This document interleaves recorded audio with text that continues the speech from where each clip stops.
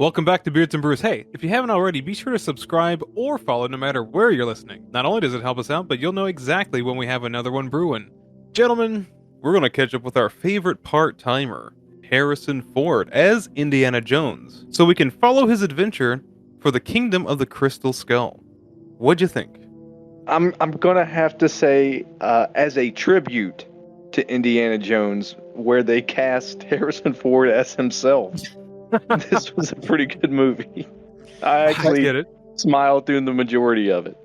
What, so Harrison Ford is just playing like the Indiana Jones experience at Disney or something? Is that what Yeah, this is? dude. That's all Yeah, this is. yeah. Like, I know where we all are right now, but I just want to say the first 80% of this movie is not nearly as bad as I remember it. Okay. I'm definitely going to share my laundry list of disappointment about this movie because I haven't seen this movie in 15 years. I took a group of buddies in 2008, hyping the whole group. I was like, man, an indie movie in our lifetime, we got to go see it. I walked out there looking like a total dipshit. Now I feel less of a dipshit now, maybe a little bit, but I will agree there is some good in this movie. There's honestly a lot of good in this movie. We will definitely debate, and I look forward to it. But I think it's shot like, it sounds like, and it looks like an Indiana Jones movie. And if it walks like a duck and quacks like a duck, it's probably a duck. I had more fun than I should have. I don't know why I enjoyed it, but I did. There are definitely moments that suck. And I don't mean like you go, it's okay, it's whatever. No, you're like, that fucking sucks. Why is that even there? Yeah. But there's a lot of shit where you just smile. I think the chemistry between Indy and his longtime love partner is adorable. I think it's fucking adorable. It really brightened up the last act for me. Yep, really glad to have Marion Ravenwood back. Hope to see her again in the fifth one. I totally get that for sure, because like I forget the actress's name. The lady who's playing Marion, she's given that 110% still. She looks like that rapscallion that we saw at the bar in the first movie. Totally get it. But man, I just feel like Harrison Ford just put on a costume this time. He's just like, oh, I'm a teacher and I'm part-time. And it even sucks even further because like Shia LaBeouf is great in this movie, but his character sucks dick. Like it just it's almost like all the puzzle pieces of an Indiana Jones movie are here, but they are just not working. Man, if we're talking about characters that just don't hit it, can we talk about Cate Blanchett? The character is fine, but she can't land a Russian accent to save her soul. Thank you. She was all over the place, like a kangaroo in a taxi. Sure, he'll hit all the curves, but he'll get you there. It kept like bouncing back and forth between generic Russian, like James Bond villain, and her like typical English accent. She's from she's not Australian. It was just wild how they let that happen. Yeah, I thought about that because I'm thinking like, Steven Spielberg. This is the Steven Spielberg picture, by the way. Did he feel bad because he might have had to tell Cate Blanchett, an Oscar winner, to fuck off? Dude, the fact that Harrison Ford insults her in the film, both in character and personally, about her fucking accent is hilarious. She's like, oh, so I'm Russian? He's like, I would have assumed somewhere, in the Eastern Europe, what the fuck ever, somewhere up there. And he goes, by the way, you're chewing your wubba yous. They do try to give Indy those like little quips, but it's always when he's tied to a chair. It's kind of odd. Well, he can't talk and walk at the same time. He's fucking 90 years old or something, right? Fuck, dude. And he looks fucking great. I thought for this old man to be out here, even when he turns around and delivers that bullshit part-time line, I kind of smiled. Ugh. And I'm going to tell you what. Fair. It's fair. My heart soared at the scene where he's in the Legends of the Hidden Temple and he's on the little puzzle piece and it rotates and he comes down and he like has his little hand down. And he's like, oh, come on, you little bitch. And you're just like, yeah, man. Look at Harrison Ford smiling. He's so fucking happy. It was like he was genuinely happy in that moment. Caught on film. Yeah, those little moments, they exist. But for the most part, it almost felt like this is that one episode in a season that's otherwise brilliant that just absolutely just doesn't need to be. It's Indiana Jones 1, 2, 3. Those are movies. This is not a movie. This is a tribute to the Indy franchise, and they just cast Harrison Ford as Indiana Jones. That was their mistake. If they would put anyone else in the role, people would have been like, wow, this reboot was amazing. That kind of gets me thinking, because, like, you know, Harrison Ford came back as Indiana Jones before this movie in the Young Indiana Jones Chronicle, and he had like an eye patch or some bullshit like that. I was kind of thinking, given the age discrepancy with like how these movies are working now, what if they just straight up cast Wilford Brimley and just ran with it? That's just old Indy. That's what happens when you adventure too fucking hard. Diabetes and an eye patch. You gotta get out of the library and into the malt shop. And then just like greaser fight. I was dying. I was like, oh man, Greasers versus the Squares, it's popping off. I actually love that moment. That's one of the few things that really, really work. And I think that's what's frustrating is that, like, in these great moments are daisy chained together with a lot of just boring scenes or just absolute scene chewery. The film franchise at this point has reached its age in life where it stops giving and starts taking away. You know, I'm going to say, like, again, the first 80% of this, I am fine with. I don't love every single scene, but if that last 20%, that very ending, if that doesn't happen or happens a different way, I think this is a very decent Indiana Jones film. Honestly, like Maybe. not everything in there is good, but not everything in The Last Crusade or Temple of Doom is good either. We kind of just don't pay attention to that. We let it pass because so much of everything else is great. There's still a lot of good stuff in here, maybe not to the greatness level of the other three, but man, if not for that ending, I would be satisfied. Instead, we completely ignore this film. I don't know. I think that doesn't quite work with this film because, like, even if like the ending was kind of whatever, a lot of the thrill that at least I personally get from Indiana Jones is just like the journey, like what he's going through to get to, you know, B from A. Wait. Do you think the ending of this movie was whatever? No, that's putting it lightly because, like, my point is elsewhere. I fucking love Ancient Aliens, bro, so I was pumped. Me and Dan Aykroyd fucking were high-fiving. No, hang on. We all made a pact that if I hear the word Puma Punku, this whole shit's canceled.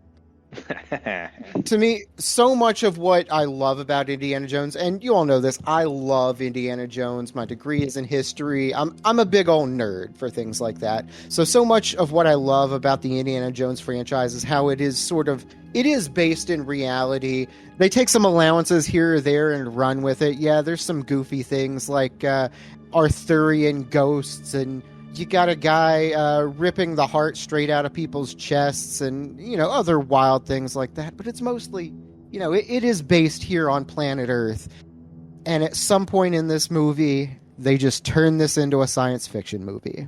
Not at some point. I can tell you exactly when, and you still bought the ticket and took the ride, okay?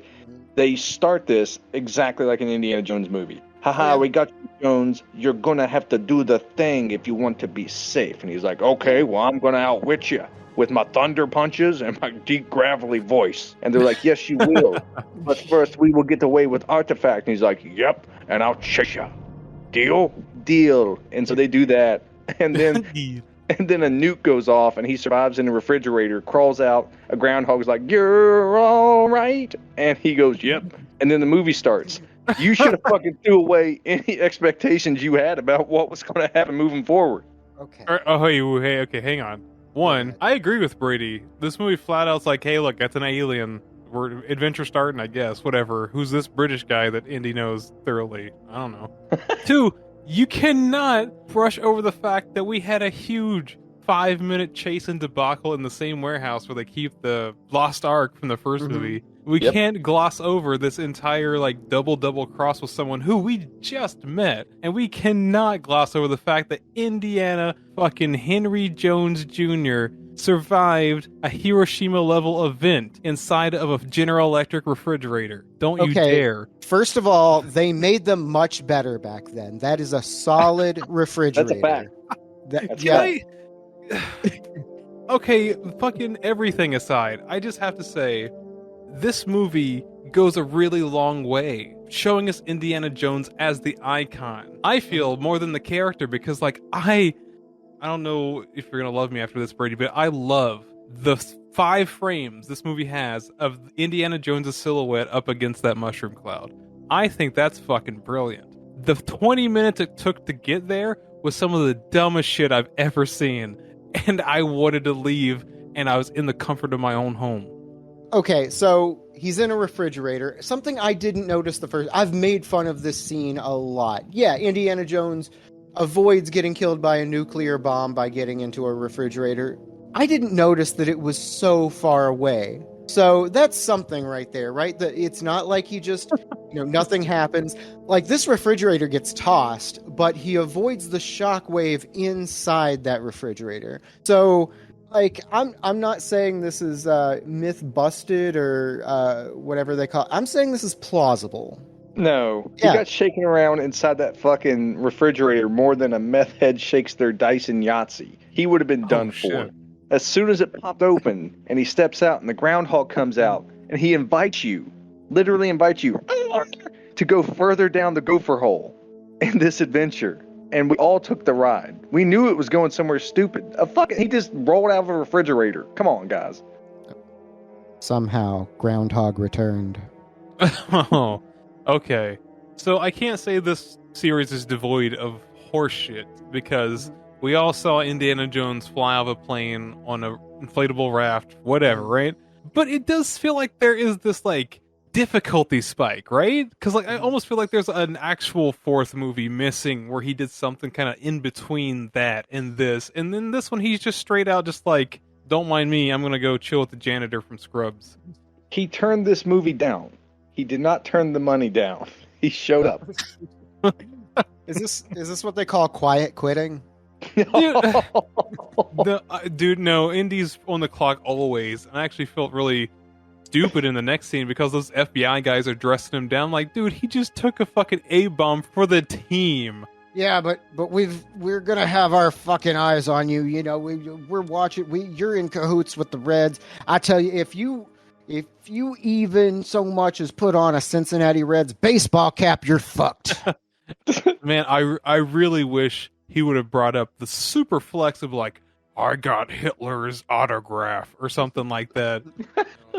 I like whenever the fucking colonel guy comes in, he's like, Jesus fucking Christ, you two. Don't you know who that is? Haven't you seen the size of that man's balls? Give him some ice. And they're just like, yeah, well, you'll never see us again or nothing, but we'll be here. Yes. Right, we got our eye on you, We'll see you at the malt shop. See you at at they the were malt really shop. Yeah, they were really hoping to come back on a sequel right after this one. I mean, actual cannibal Shia LaBeouf. Think about Have this. that in my notes. Yes. We get introduced to this young man, Mutt.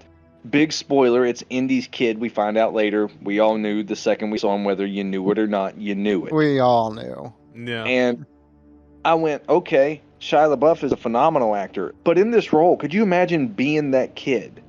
Because, he's still fairly young here. And them coming to you and being like, hey, dude, we're thinking about passing you the mantle to Indiana Jones. And then you get on set and you're giving your best performance, but your fucking lines and what they want you to do is just such shit. And you're so afraid to make waves because you don't want to ruin something good that you let him just make you stagnant in the performance. And that's what I think suffered for Shia here. Because, man, if he would have just bucked up and been himself, this could have been something fucking pretty good. I think that's really apparent just from the very first frame he shows up in the screen, because it's like, Shia, he looked extremely committed, but he was just definitely like, why did they make me wear this fucking stupid hat? Yeah, I know Shia's gotten some shit for this role, but I think he does really well with what he has, aside from exactly one scene, and you all know exactly what scene I'm talking about. He had to do it for the fucking job. I know he had to do it. I know he had to do it. It was in the script, and for some reason they kept it in. No, like, I praised him way earlier. Shia LaBeouf in this movie is fantastic, but the character, Mutt, that fucking name alone should let you know how stupid it is. There's just like something inherently missing, like a misunderstanding of like how to translate like the 50s greaser, like the like the stereotypical one, into like an actual person. Because Shia LaBeouf will be speaking normally and then it'll be like, daddy-o, gosh dang, I guess. That was the lingo back then. I'm telling you, man, 110% you can see it. They're like, and then say daddy-o, do-wop, wop, and he's like... Goodness gracious. Cheers. Great balls of fire. It's pretty nuts, and it is embarrassing. And I know that George Lucas and Steven Spielberg, of course, are capable of so much more, and it's extra apparent in a very small scene. Like, he and Indy, they go to a malt shop just to kind of like discuss their future endeavor, and they're just like having a genuine conversation between someone who is extremely wealthy in knowledge versus someone who's extremely wealthy in like street knowledge. It's very nice. They get along very well. There's like a really cool exchange with like the beer thing, like, you know, without even mentioning it, like passing back and forth between them and the waitress. Great. Yeah. Like, the movie even ends in like a really cool 50s greaser fight. It's actually quite incredible. But then in the next scene, he's like, "Hey Doc, we gotta get to Peru or something. Geez, great Scott, something." Dude, yeah. He goes from titular soon-to-be hero to fucking boy sidekick exposition dump Robin from the 70s Batman. Oh no. I do like how they're okay, so they're in this malt shop and you got the FBI guys or KGB guys who were like, "Come with us and bring that little paper you have too. You have to explain it." Indy's just like, "How do we get out of here, kid? Just punch somebody in the face and that'll do it." Two things I want to bring up. Number one, every time Indiana Jones punches somebody, it's got that like thump. It's almost like metal at the end. It's thunderous. No one else has that, but when Mutt punches that fucking greaser, he gets the same sound effect. I never noticed that, but that's extra cool. Another like accolade for the scene. It's brilliant. But those are those ILM sounds. Indie whip and punch sounds, they're great. Yeah. It's just like they recorded somebody taking a baseball bat and just slapping a leather couch. You want to talk about a classic sound? We got one coming up. There's a little bit of a motorcycle chase. They're getting chased through like the university. They go like into the library on his motorcycle, and they scare a nerd so bad he Wilhelm screams. I mean, what better way to cover up that he shit his pants? I mean, it's the kind of sound that covers the smell. Don't worry. Honestly, when I heard that, I was like, "All right, I'm in." Yeah, they're quite expert at that. They had a lot of fun in this movie, I think. I think the only issue is it's almost like a perfect 50-50 blend of something good to make you smile, something dumb to make you go, why? And they do it the entire runtime of the movie. I would like to go ahead and praise them for keeping this at exactly 2 hours. Too many of these legacy films that are being brought back got a 2.5 hour, 3 hour runtime. Good on you guys for making this a tight 2. It's definitely 2, for sure. But I do have to interject something. You kind of got me thinking, Brady. So I think I found out why this kind of doesn't work as well, is because this is kind of a love letter to like 50s sci-fi. Like, you know, they tick the clock forward because of the obvious discrepancy between the third and the fourth movie, but this is an homage to those 50s sci-fi movies, because that's what would happen going from 30 serials to 50 serials. Okay. That's why it feels so out of place. This is no longer like the Yeehaw adventure film. This is a Yeehaw sci-fi movie. Yes. Well, they left in all of the Yeehaw adventure film until there was only like 30 minutes left. I think at that point they realized, like, wait, oh yeah, this was supposed to be an Indiana Jones movie. Oh, well, here's the saucer. Yeah, they're not going to like this, are they? Well, they might. You know, History Channel's full of ancient aliens right now, right? That's what history action adventure fans like, right? Oh, I guess Shia LaBeouf's like, what's going to happen when we get to Peru? And Indy's just like, well, there's a bell that can go through time. Huh? We talking about Hitler? I mean, eventually. So they're down there, and they go in their first little temple, and you get like these father-son moments, which I think is really cool. And I think they do a great job of letting Shia and Indy have these little mini bonding moments without knowing them as bonding moments, like two strangers that are just clicking. And I think that's kind of neat. But then they ruin it, because the next scene, like we were discussing earlier, they'll have Shia LaBeouf just reacting to some of Indy's like phenomenal advice by always taking offense to it, like, big whoop, want to fight about it, you know, and it just, it wears on you. Yeah, so the idea is he's got this letter and it translates into this ancient language. Basically, they got to go to Peru, go to the Nazca lines, and find out where Oxley was and what happened to this crystal skull thing. Well, this part kind of seems like you're thinking like, oh, this is because, you know, this is a mission to save somebody, but really Indy just wanted to just shoot some natives. Dude, where the fuck did these ninjas come from? What is the story with the ninjas? That happens twice, where people are just like waiting. They were Yeah. there the whole time. They just peel themselves out of the walls, and suddenly you've got like monkey men doing like kung fu, acting like little kung fu squirrels or something. Okay, but this is an active archaeological dig. There's fresh ladders, there's old supplies. Do these guys attack them while they're working during the day? Are they just a constant nuisance like the monkey in the closet on Family Guy? Or are they What? just insane night guardsmen? No, what I thought was like an archaeological dig, and then these natives killed them and are like guarding it because this is their, their ancient cultural shit. So that's why, grave robbers will be shot. Like, that doesn't necessarily mean by the archaeologist with a gun. That could be like the natives with a blowgun, a poison blowgun. I don't know. Either way, it feels like part-time Indiana Jones, part-time Street Fighter, because they were just rolled up out of somewhere. Yeah, It just turned into that. Like, for real. These were just the throwaway baddies from Mortal Kombat the movie. Well, it turns out all these people are defending one of them crystal skulls down there. Turns out they got some kind of idol worship. You said the magic words, my friend. What I got here today is from Mother Earth Brew Company out of Vista, California. This is Idol Worship, a hazy India Pale Ale, 7.7 alcohol by volume. This is definitely a hazy IPA. Not a whole lot of that fruit flavor that you usually get from hazy IPAs, but what I do get is actually a bit of honey. But otherwise, this just tastes like a traditional, like a West Coast style IPA. Resinous, leafy, vegetal. Like, it doesn't look green, but it tastes green. You know what I mean? This is West Coast, despite it being hazy. And I'm all about it. It's got that honey sweetness there, but it's not too much. I'm down for this. I was down for the trap. Here, hold this, corpse. What? That was lame too. Handed him some like Halloween prop, and Shia LaBeouf's like, "What the fuck's from this? Some spirit?" And he's like, "No, it's an archaeological dig. It's real." I mean, to be fair, we've had that all along with Indiana Jones. We've just kind of dismissed it because it was made in the 80s, and we thought that was fine for the 80s. If that was fine for the 80s, why isn't it fine for right now? It was fine for me. I don't thought it know. was awesome. Yeah. I don't know. There's like a loss of movie magic somewhere in between. Like, I know Indiana Jones just as an idea has been loosely like an homage to like the old like pulp 40s 50s stuff, like the Treasure of the Sierra Madre and stuff like that. So I do give a little bit of a leeway for like the clunky, hokey kind of cartoony stuff. Like, you got a spooky skeleton here or there. I give a pass to that, honestly, just because of what its roots is.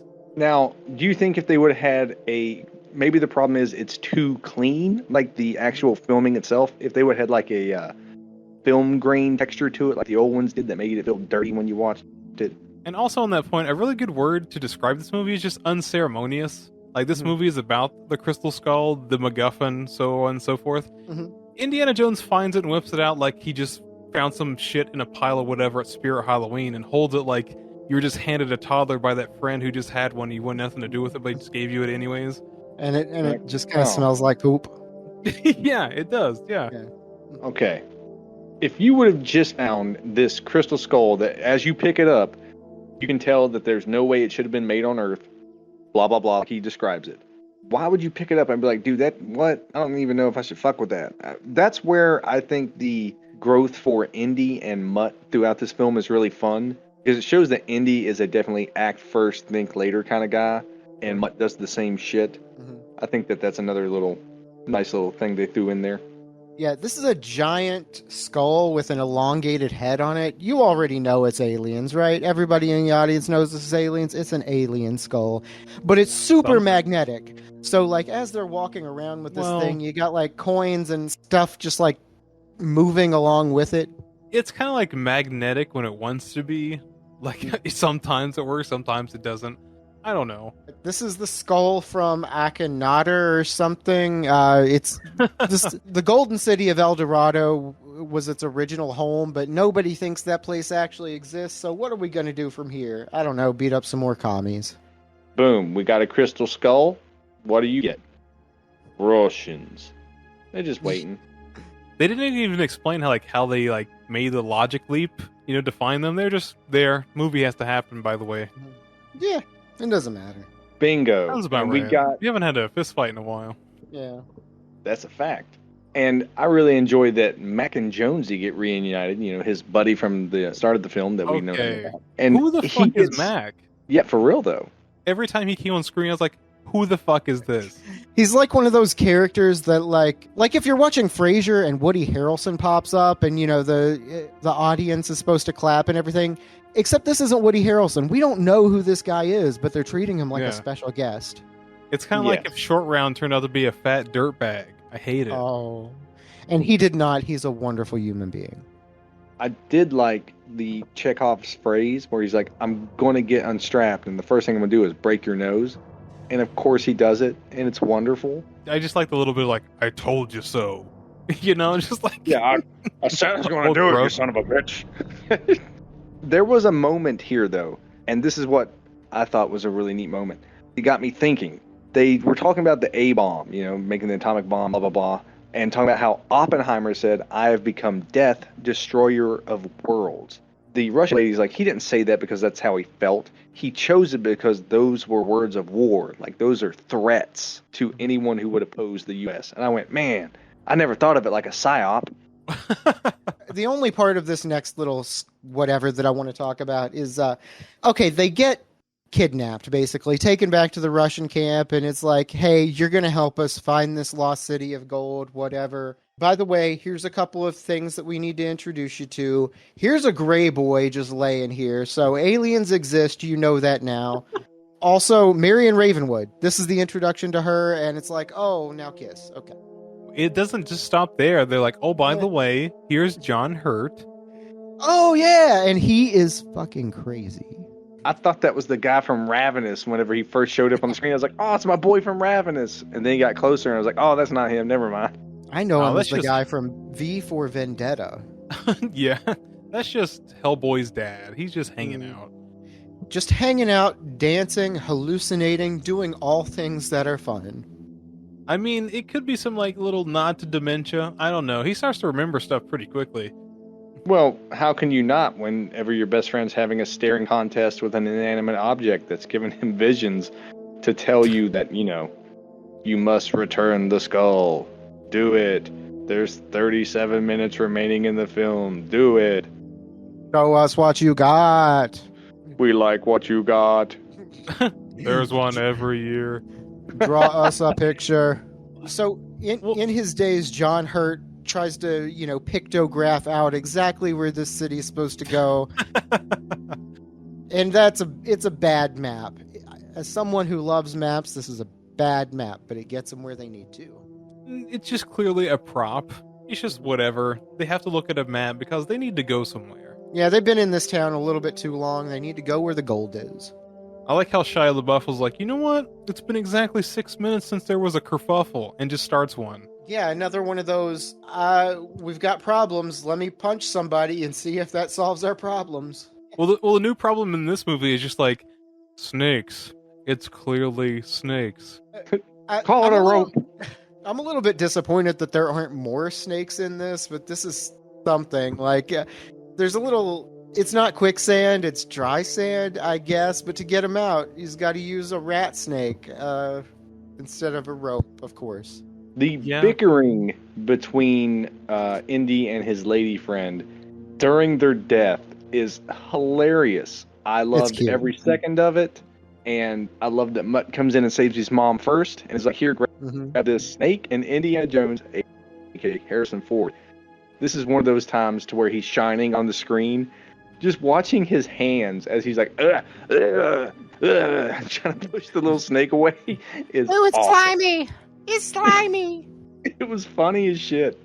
I will give that scene little credit because it's that little part where Shia LaBeouf just hucks the snake over the ledge after he's done with it. Like a wet towel. Yeet.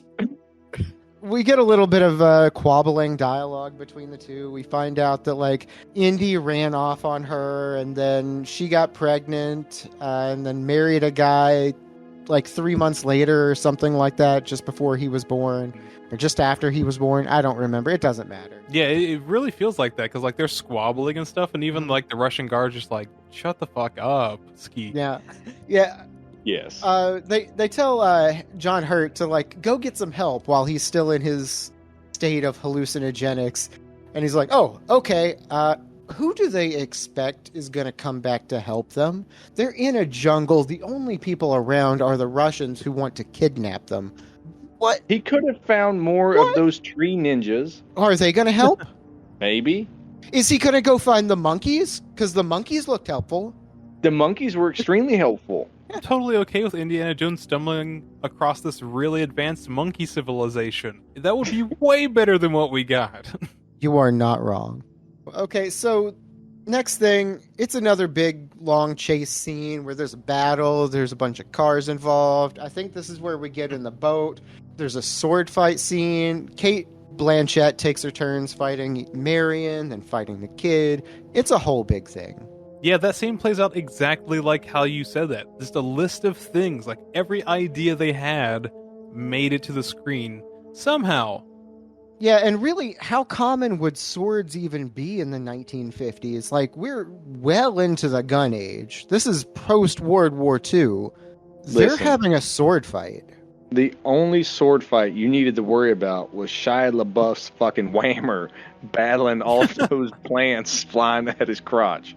What if we just like made the smart move and just like not mention anything up until the ant fight?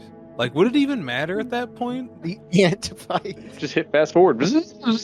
Yeah, we've talked about some good things. We've talked about some bad things. This might be the worst scene in the whole movie. Because it plays out and it feels exactly like I took a handful of Hot Wheels and just threw them in my back lawn. Just tossed them around a bunch. This is like a scene from the Lion King game for Super Nintendo. Shia LaBeouf has to swing from vine to vine with this gang of monkeys that he's evidently joined. He's quitting the greasers. He's with these monkeys now.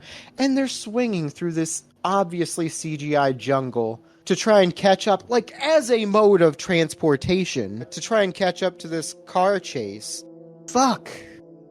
It went from father-son RPG to actual primate Shia LaBeouf. I mean, regardless of his feelings on greasers, tunnel snakes rule. Next scene. Tunnel snakes? The car crash. So I thought this was awesome. This is 110% practical, and I thought it was great. There's a truck that is smashed, and you can tell it's a prop and that it's a setup, almost like a ride at Universal or something. The other truck comes fucking flying in, smashes on top of it, and flies over it. Everyone's okay, of course. It's a movie. And it looks so good. It's only got like a second, maybe a second and a half of screen time, but it's definitely a really cool fucking scene. Yeah, the only thing that I remember is we got all the guys just show up to the stopping point. It's just the stopping point. And there's Kate Blanchett, Russian Kate Blanchett with a gun there. And it's like, oh, how are we going to get out of this one? Ants. Big damn ants. Just big damn ants. This is actually a really shocking part of the movie. Like, everything's pretty lighthearted, and then these Russians, they get fucking brutalized by these big damn ants. Swarmed and then carried off into their little ant hole, they call it. Yeah, Right? aggressively.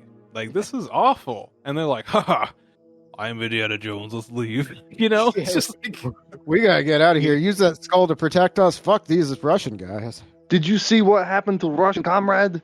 He was anted alive. That was horrifying. Horrifying. Like, Not yeah. for like when they're crawling in the mouth, but whenever they drug his fucking body, kicking and screaming down the ant hole. Oh fuck.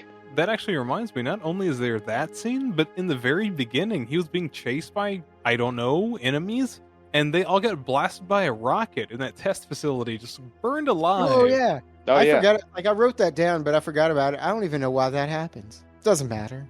Is that one of the perks of just being Indiana Jones? Just like la-di-da adventure. Oh, violent death, by the way.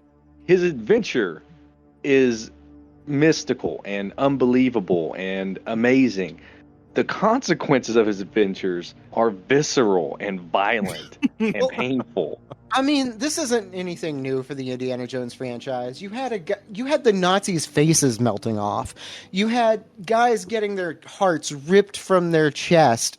Okay, There fine. And is- falling off a cliff with a tank, mulligan. There is precedent, is all I'm saying. Dude, 3 times. 3 fucking times they dropped down the waterfall on that fucking shit. I did enjoy that after the third one, they were like, okay, no more gimmies. It's broken. And you're sitting on shore holding the steering wheel traumatized. Moving on. Oh, yeah. Marion has that little boat that is a car, but then it's suddenly a boat. And she's like, don't worry about it. This is just what I'm going to do. I'm going to drive off a cliff into this river. And I'm subsequently going to drive it off 3 waterfalls. And we're all going to be fine. Well, she's been in a drunken stupor since Raiders. I mean, like, at this point, she doesn't know what's real. Yeah, she's just been in that Nepalese fucking bar, just knocking him back the entire time. Just trying to win drinking games against Honshu Binchu. Much like what happens next. It told me to return it. It's kind of creepy when you think about it. If you were like staring at this crystal skull and it literally went, hey man, take me back to my body and I'll give you like $10. And you're like, all right, bet. $10 is $10. Especially back then. Ooh. You could even call this Timbuktu. Oh, dude. Yeah. Did you like how the message of archaeologist extraordinaire Indiana Jones is to smash up ancient sites to find the secrets beneath? You know, part-time he's archaeologist, part-time he's Link. Sorry. Like half fortune, half glory. This is clearly the side that doesn't give a shit. Sometimes you gotta bust up some pottery to get those rubies. I mean, sure, whatever. But yeah, we get down there, and the idea is it's supposed to be like where the gold gleams or something. There's a vision of gold, and it's like, oh, there's the sun shining on it, so that counts as gold. It's back there. Let's go. I've heard worse, you know? It's all to get us through the temple run of fun. Yeah, you see these temple guards start popping out once they get back there, and they don't even have a gold medallion to give them to let them keep going to get to the Temple of the Silver Monkey. They can't get snatched up because then Omak will be pissed. He's like, you had 3 medallions and still got snatched up? The fuck? What a bitch. Well, this time the grand prize is just to walk into a room full of skeletons and just being absolutely okay with the fact that, hey, we're not alone in the universe anymore. Well, no, that's what I'm saying. Like, there was already that gray boy back at the little camp, the Russian camp, and he was absolutely not fazed. It's like, oh, dude's kind of gross. All right, let's go on. Well, at this point, it went from, like, propaganda to proof. Like, all right, you got me. And where's the crazy hair guy? Giorgio's around. Secret executive producer, Giorgio, blah, blah, blah, blah, whatever his name is. Yes. He's a top man. Yeah, so they got to get back into this temple to return it, and they end up getting there by removing some rocks or something. It doesn't matter. Some more of those classic Indiana Jones mechanical rocks tricks. You know what they are. You move a rock here, somehow a door opens, and there's no physics behind it, but it happens. Yeah, one of those cool Uncharted puzzles. You got it. 100%. But they get down there, and you're right. It's like a room of crystal skeletons, and one is missing their noggin. I would have taken the others off and been like, fuck y'all.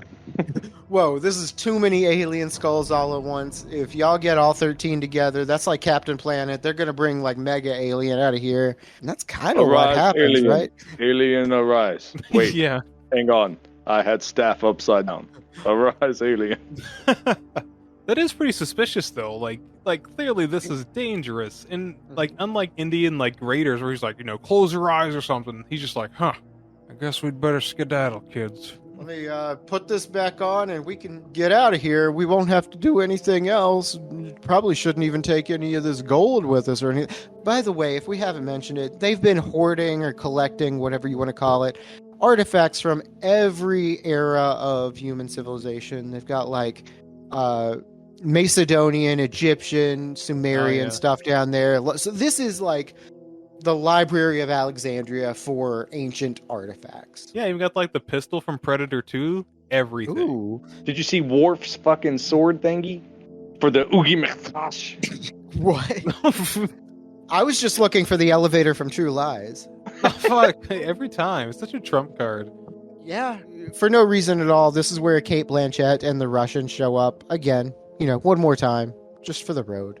No, actually for the road, because she's not going to be on this planet much longer. I mean, Well, is she getting beamed up? What the fuck happened? Okay, this is what I want to discuss. They put the head on, the alien's like, ooga booga boogoo, and you don't know what the fuck's going on. Indiana Jones goes, I think we better get the hell out of here. I gotta get some prunes and shit. And he dives through this little portal, and then... Haven't had a BM since Tuesday. Tuesday. The way you're chewing them wubba-yous. Oh. But, yeah. They put the skull on, everything starts flying apart, and the girl's like, I want it all, and I want it now. And the alien's like, and she starts like, help, and explodes. And I was like, okay, I've seen Abe's Odyssey. But your description is spot on, I'll tell you. Spot on. It's just Abe's Odyssey when you meditate and blow up a baddie. Oh, Comrade Kate Blanchett. She wants to know everything. Tell me everything that you know.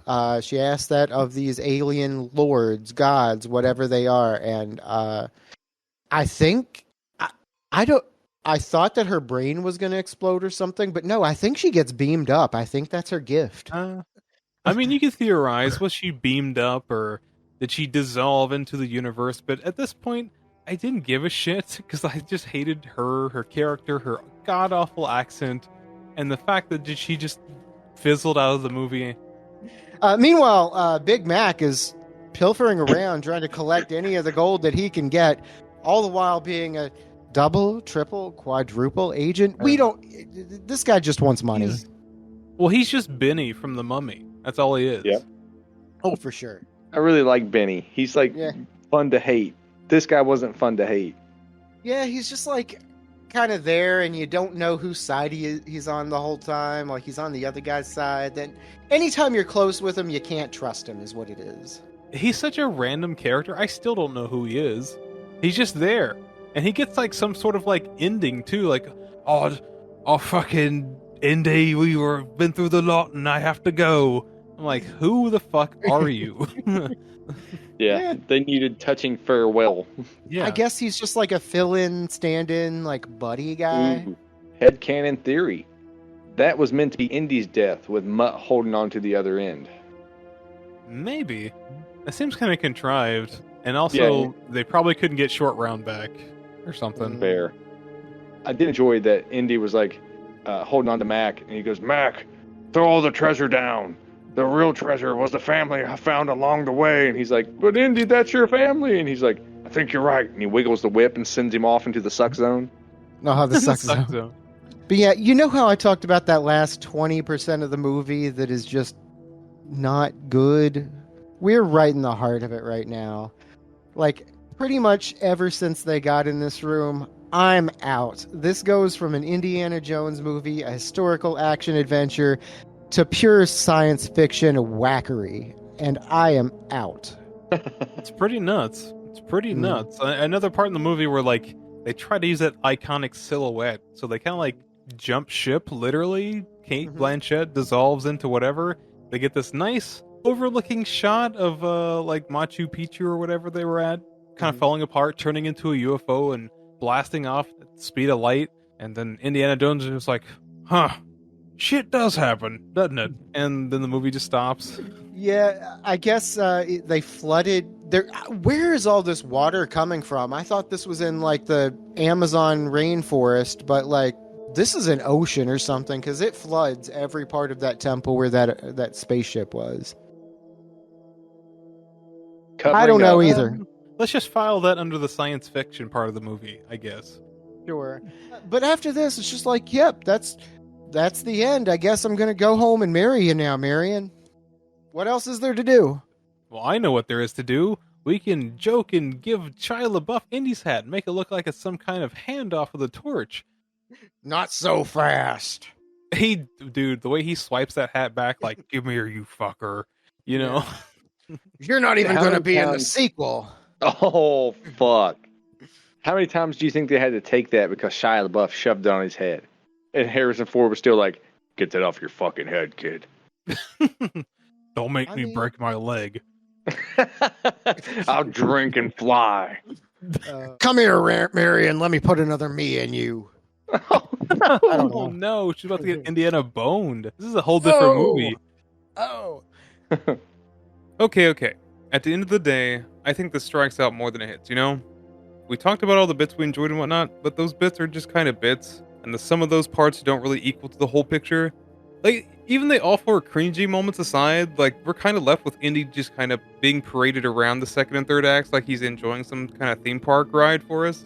But even Disney park rides don't end by abruptly shitting the bed. So yeah, it's not terrible, but man, pretty disappointing. And I just really hope Dial of Destiny is just good, you know? I thought it was pretty fun. There are some definite moments where you're just like, geez Louise.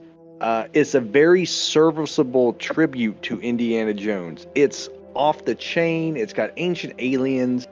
I came in not really remembering a lot, hardly anything of this movie, especially near the end. And I walked away, honestly, with a smile. Had I seen it in theaters, I would have been like, whatever. I wouldn't have been happy because if I'm paying money, I want it to be amazing. But I wouldn't have been happy. I would have been like, whatever. Watching it again at the house, I actually had a few laughs. I felt some heartfelt joy, some smiles, getting to see Harrison Ford reprise the role and don the hat. I couldn't really ask for much more than that. So from me, it's not a fucking banger, but I would honestly probably watch this again if it was just on TV, like a Tremors Tuesday or some shit on USA. Yeah, honestly, I've spent the last 15 years absolutely either shitting on or shunning this movie altogether. And I've come to the realization that mostly, for the most part, this movie doesn't deserve that. 80% of this movie is completely decent. It has its flaws for sure, but it's not nearly as egregious as I expected. And honestly, there's a lot of potential here if they just did something else with the ending. You do anything else, you don't turn it into actual aliens, you just like allude that the skull is alien powered or from an alien, you don't put an actual flying saucer in the movie and it is a lot fucking better. I'll tell you that much. Otherwise, yeah, I'll probably watch this again. Not nearly as bad as I remembered it. Well, there you have it. That was Indiana Jones and the Kingdom of the Crystal Skull from 2008. If you have any strong feelings about the movie or the show, leave it in the comment section below. Make sure you hit the like and subscribe buttons. Be sure to bash that little bell icon if you got one so you don't miss what we've got brewing up next. Get out there and follow us on the social media, Instagram, Facebook, Reddit. We're on frickin' every platform where you can find audio podcasts available. You can even find us on YouTube. We're kind of funny. Give us a try. Maybe we won't be so bad. Kind of like this movie. Maybe it just won't be so bad. Maybe it'll be snakes. Why'd it have to be snakes?